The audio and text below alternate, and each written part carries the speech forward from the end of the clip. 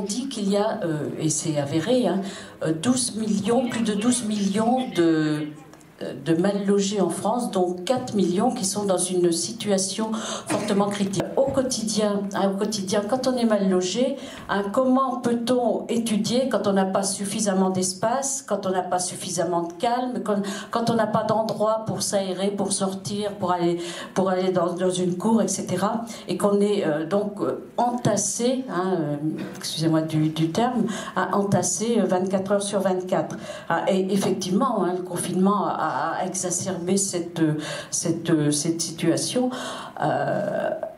On peut dire, quand on regarde, moi j'ai été enseignante, je suis à la retraite, mais il y a que les enfants vivent d'une certaine façon une double peine. Ils la vivent dans l'immédiat, avec les conditions, avec les conséquences que je viens d'expliquer, de développer très rapidement, mais que chacun, hélas, connaît bien, par témoignage ou pour les vivre soi-même.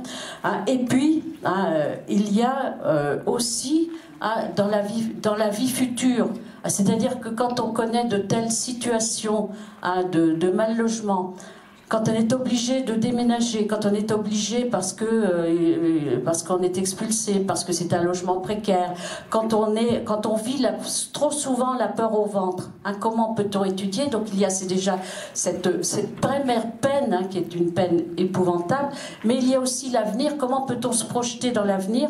Et on peut penser, hélas, que l'insertion dans la vie sociale, l'insertion dans la vie professionnelle, risque d'être fortement perturbé par ces mauvaises conditions. Le lot de nombreuses familles, je l'ai dit, c'est que quand on est dans un logement précaire, on est conduit à aller de logement en logement, dans les hôtels, dans l'hébergement par les tiers, dans l'accueil en structure qui sont extrêmement insuffisants, dans des solutions de fortune liées à la solidarité.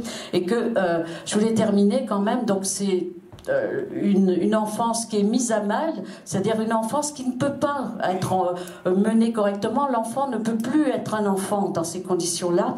Et évidemment, mais j'irai vite parce que ça a été dit, les conditions, elles sont encore plus critiques pour les migrants, pour les réfugiés et pour les mineurs isolés, qui sont extrêmement nombreux. Et puis, n'oublions pas le sort des Roms, puisque j'ai lu qu'il y avait 5000 à 6000 enfants roms qui n'étaient pas scolarisés. Alors on voit bien comment le droit au logement est un droit fondamental parce qu'il conditionne d'autres droits fondamentaux, dont celui à l'éducation. Alors je voulais terminer par une note positive, c'est que je suis lyonnaise, 30 secondes, je suis lyonnaise et que le DAL est en train de se constituer dans la semaine qui vient. Voilà.